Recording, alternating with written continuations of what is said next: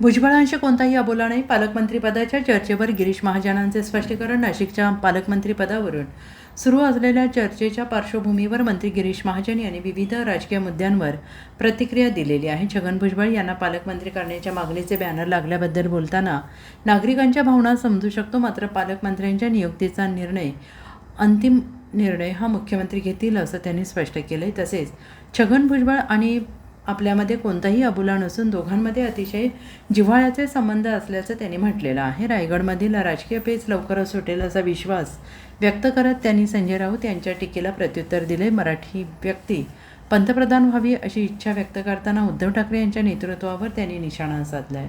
मुख्यमंत्र्यांना आवाहन केलंय की नाशिकचं पालकमंत्रीपद भुजबळ. भुजबळ साहेब सिनियर आहेत, ज्येष्ठ आहेत, निश्चित त्यांच्या भावना मी समजू शकतो, त्यांच्या लोकांच्या.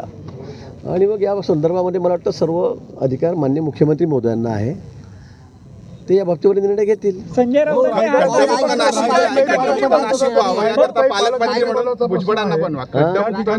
नाराज असल्याचं पाहायला मिळतं पालकमंत्री पदावर. पालकमंत्रीपद मिळणार निश्चित असं भरत गोगावले म्हणतायत स्वतः.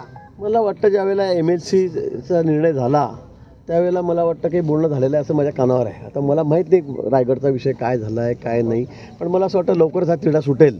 मला असं वाटतं की लवकरच रायगडचा तिढा सुटेल. विचार केला तर छगन भुजबळ आपल्यामध्ये अबोला दिसलेला आहे.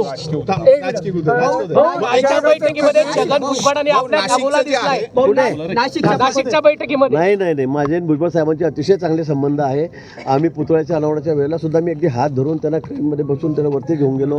आम्ही हार घातला तिथे अण्णाभाऊ साठेंच्या पुतळ्याला, आणि नंतर तिथे आल्यावर सुद्धा आता स्टेजवर बोलायचं काय, आम्ही बोललो जे बोलायचं तेवढं आम्ही बोललो.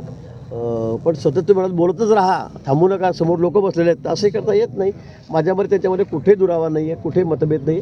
माझे आणि भुजबळ साहेबांचे अतिशय जिव्हाळ्याचे संबंध आहेत. त्यांनी म्हटलंय की तुम्हाला जर पालकमंत्री पद मिळत असेल आणि खड्डे दूर होणार असतील तर चालेल, मात्र त्यांनी तुमचा जो उल्लेख आहे भाऊ चंपतराय म्हणून केलेला आहे. त्यांना सगळी मुभा आहे, त्यांना काय, त्यांना कोण थांबवू शकतं, त्यांना कोण थांबवू शकतं. आता मला त्याच्यावर फार काही जास्त बोलायचं नाही किंवा त्याच्यासारखं मी बोलू शकत नाही, माझ्यावर बंधनं आहेत. पण मला वाटतं त्यांना सगळी ती मुभा आहे बोलायची. ते वाटेल ते तर ते पंतप्रधानाबद्दल काय बोलतात, मी सांगितलं मागच्या वेळेला, ते चीफ जस्टिसबद्दल बोलतात, कमिशन निवडणूक आयोगाबद्दल बोलतात, आपल्या अमित भाईंबद्दल बोलतात, ते शिंदे साहेब बोलतात, देवेंद्रजीबद्दल बोलतात. त्यांच्याकडे जिभेला आड आहे. त्यांना काय, त्यांना काय आघाड्यांना पिछाडा, कुठे लोकांमध्ये जाऊन निवडून यायचं नाही आहे, बरोबर आहे. त्यांना आता ते मागच्या दाराने आम्ही मागच्या वेळेला टाकलं म्हणून ते खासदार झाले. एखाद्या मतदारसंघात निवडून या, एखाद्या मतदारसंघात फॉर्म भरा. त्यांना काही लोकांशी घेणं देणं नाही आहे, ते काय बोलतात काय नाही, त्याच्या जिभेला हाड नाही आहे. त्यामुळे त्यांना काय चंपतराय म्हणू द्या किंवा अजून कोणता राय म्हणू द्या. Bureau report SBN Marathi, Jalgaon.